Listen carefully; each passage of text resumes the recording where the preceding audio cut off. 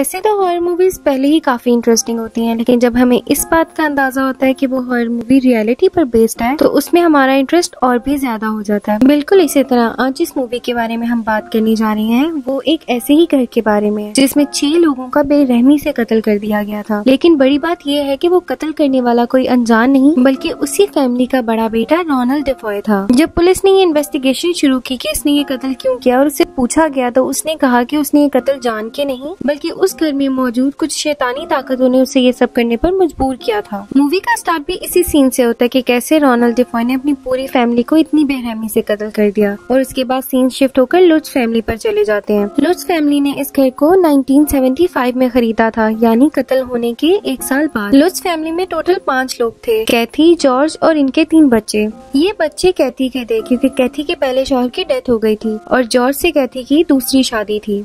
इसके बाद दिखाया जाता है कि जॉर्ज और कैथी इस घर को देख के काफी खुश होते हैं क्योंकि उन्हें ये घर बहुत सस्ते में मिल रहा होता है और ये घर बहुत ही बड़ा था। जबकि डीलर ने उनको ये बात बताई थी कि यहाँ पर 6 कत्ल हुए थे, जिस पर जॉर्ज कहता है कि कत्ल कभी भी घर नहीं करते बल्कि एक दूसरे को लोग मार देते हैं। इसके बाद वो इस घर को खरीद लेते हैं और कैथी, जॉर्ज और उनके 3 बच्चे जिनका नाम बिली, माइकल और चेल्सी है वो इस घर में शिफ्ट हो जाते हैं। वो इस घर में आने के बाद काफी खुश होते हैं क्योंकि ये घर काफी बड़ा था। इसके बाद कैथी अपने बच्चों को सुलाने उनके रूम में जाती है। तभी बिली उनसे कहते हैं कि कभी भी जॉर्ज उनके डैड को रिप्लेस कर पाएगा। तभी कैथी उसे समझाते हुए ये कहती है कि जॉर्ज सिर्फ उनका दोस्त बन के रहना चाहता है। ये सारी बातें जॉर्ज भी सुन लेता है और अपने बेडरूम में चला जाता है जहाँ पर उसे काफी ज्यादा ठंड लग रही होती है। जॉर्ज हीटर ऑन करने के लिए नीचे बेसमेंट में जाता है जहाँ पर उसे काफी अजीब आवाजें आती हैं और वहाँ पर एक घड़ी भी पड़ी होती है जिसपे 3:15 हुए होते हैं, लेकिन वो इन सब बातों को इग्नोर करके वापस अपने रूम में आ जाता है। जब जॉर्ज रात को सोने लगता है तो अचानक उसे एक छोटी सी बच्ची की रूह नजर आती है जिसे देखकर वो काफी परेशान हो जाता है। अगले दिन कैथी अपनी छोटी बेटी चेल्सी के रूम में जाती है तो चेल्सी किसी से बातें कर रही होती है, जिस पर कैथी उससे ये पूछती है कि वो किससे बातें कर रही है तो चेल्सी उसे ये बताती है कि वो जूडी से बातें कर रही है। जूडी रोनाल्ड की छोटी बहन थी जिसे उसने उसी कमरे में कत्ल कर दिया था। जूडी की रूह उसी घर में थी लेकिन उसको चेल्सी के अलावा और कोई भी नहीं देख सकता था। उसकी थोड़ी देर बाद जॉर्ज लकड़ियां काट रहा होता है कि माइकल उसके पास उसकी एक चीज लेकर आता है और बताता है कि ये उसे बेसमेंट से मिली थी, जिस पर जॉर्ज को बहुत ज्यादा गुस्सा आ जाता है और वो माइकल को कहता है कि आइंदा अगर वो बेसमेंट में गया तो उसके साथ अच्छा नहीं होगा क्योंकि वो जॉर्ज का ऑफिस है। इसके बाद ये दिखाया जाता है कि घर में कहीं पर भी चेल्सी नहीं मिल रही होती। जॉर्ज और कैथी चेल्सी को बहुत ज्यादा ढूंढ रहे होते हैं कि अचानक उन्हें अपने डॉग के भौंकने की आवाज आती है जो बोट हाउस की तरफ से भौंक रहा होता है। जब वो वहाँ जाते हैं तो चेल्सी बोट पर होती है। इसके बाद चेल्सी उन दोनों को ये बताती है कि वो अपनी फ्रेंड को बोट हाउस दिखाने आई थी। कैथी को ये बात काफी अजीब लगती है लेकिन वो इस बात को फिर से इग्नोर कर देती है और इसके बाद जॉर्ज बोट हाउस का दरवाजा लॉक करके वापस सोने चला जाता है। रात को माइकल वॉशरूम जाता है जहाँ उसको कुछ आवाजें आती हैं। तभी माइकल के पीछे कोई खड़ा होता है और वो यकीनन कोई इविल स्पिरिट ही था। जिसके बाद वॉशरूम में पानी की जगह खून आना शुरू हो जाता है। ये सब देखने के बाद माइकल बहुत ज्यादा डर जाता है और अपने कमरे में भाग जाता है।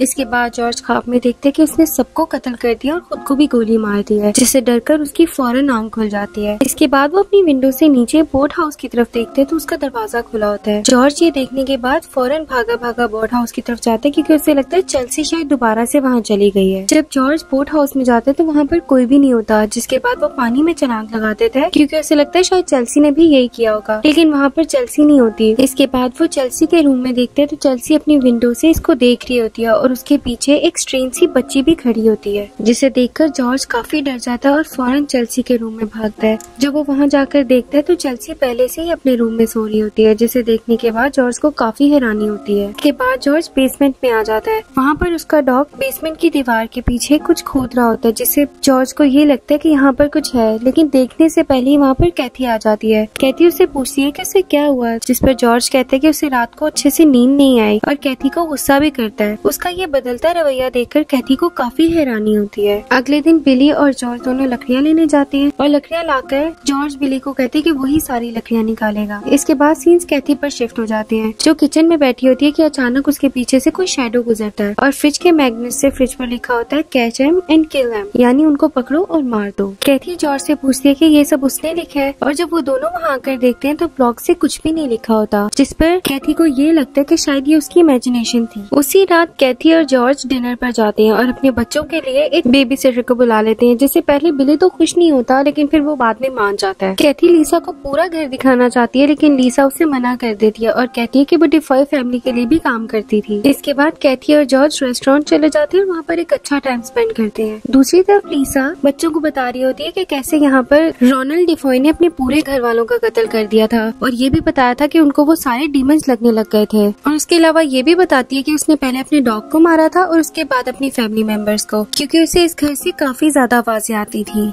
इसके बाद लीसा चेल्सी के रूम में जाती है और चेल्सी को ये बताती है कि ये जूडी का रूम था और उसको उसके भाई ने मार दिया था और उसकी बॉडी क्लोजेट से मिली थी। जिसके बाद बिली लीसा को क्लोजेट में रहने का डेयर देता है। वो उसी क्लोजेट में जाती है कि वहाँ पर उसे जूडी की रूह नजर आती है, जो कि उसकी उंगलियां पकड़ के अपने जख्म के अंदर डालती है। जिसके बाद लीसा काफी ज्यादा शॉक में चली जाती है और बच्चों को एम्बुलेंस बुलानी पड़ती है। इसके बाद कैथी और जॉर्ज जब घर पहुँचते हैं तो लीसा उन्हें ये बताती है कि उसने जूडी को देखा है। जिसके बाद कैथी को ये लगता है कि शायद इस घर में वाकई कुछ है, लेकिन दूसरी तरफ जॉर्ज को लगता है कि बच्चों ने इसके साथ मजाक किया है और वो बच्चों को काफी ज्यादा डांटता है। इसके बाद कैथी चेल्सी के पास जाकर पूछती है कि वहाँ पर क्या हुआ था, तो चेल्सी कैथी को बताती है कि लीसा को जूडी ने ही डराया था क्योंकि वो उसे पसंद नहीं करती। इसके अलावा चेल्सी ये भी बताती है कि जूडी के मुताबिक जॉर्ज भी एक अच्छा आदमी नहीं है। अगले दिन जॉर्ज लकड़ियाँ काट रहा होता है और बिली उसकी हेल्प करवा रहा होता है। जिसके बाद जॉर्ज बिली को अकेला लकड़ियाँ रखने का कहते हैं और लकड़ियाँ रखते रखते रात हो जाती है, जिसकी वजह से कैथी खुश नहीं होती कि उसने सारा काम बिली से अकेले करवाया।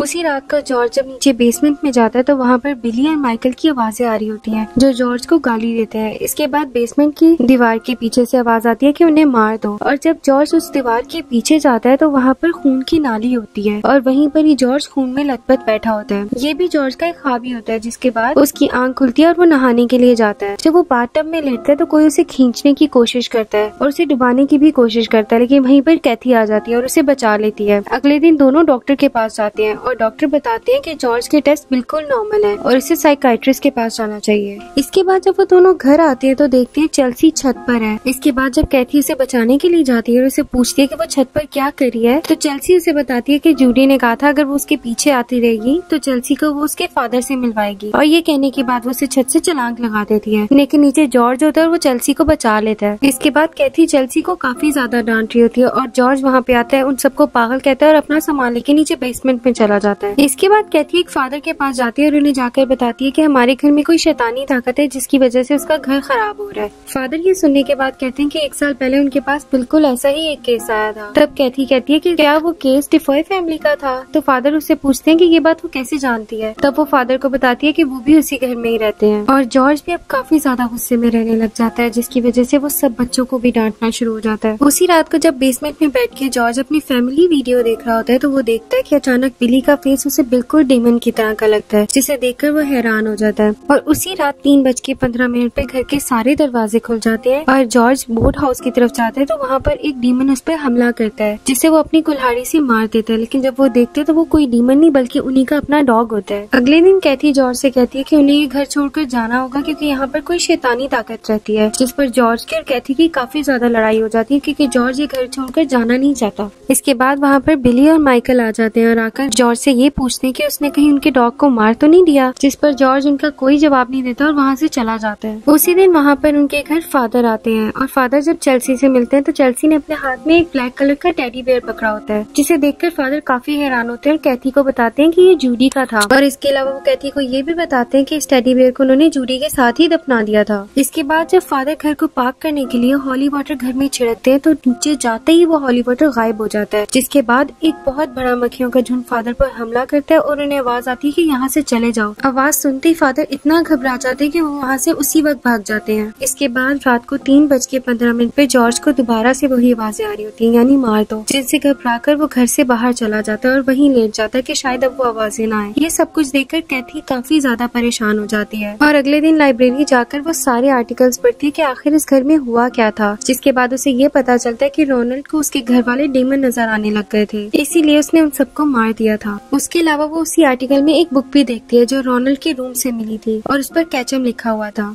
वो उस बुक को भी ढूंढती है जिसमें उस घर के बारे में इंफॉर्मेशन होती है और उस बुक से उसे ये पता चलता है कि इस घर को कैचम नाम के एक आदमी ने बनाया था।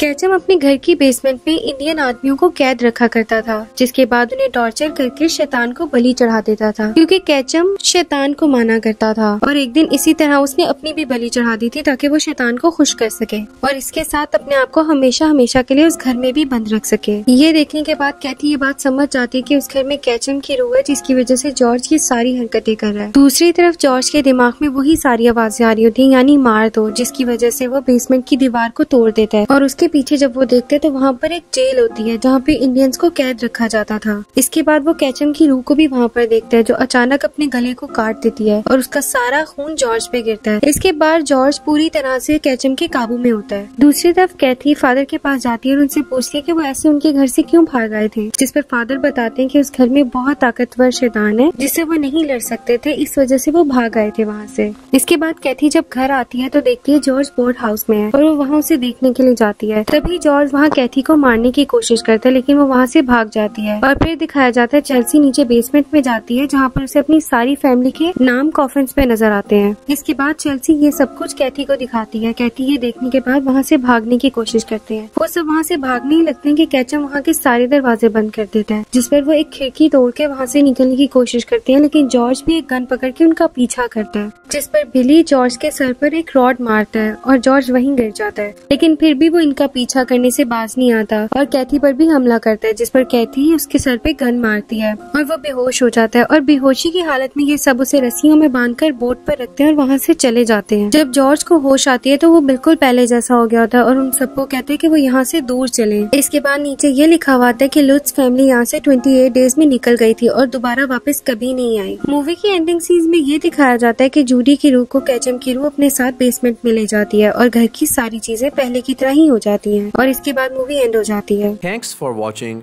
अगर आपको हमारी वीडियो पसंद आई तो इसे लाइक करें, चैनल को सब्सक्राइब करें और बेल आइकन पर क्लिक करें ताकि आपको हमारे चैनल की रेगुलर अपडेट्स मिलती रहें।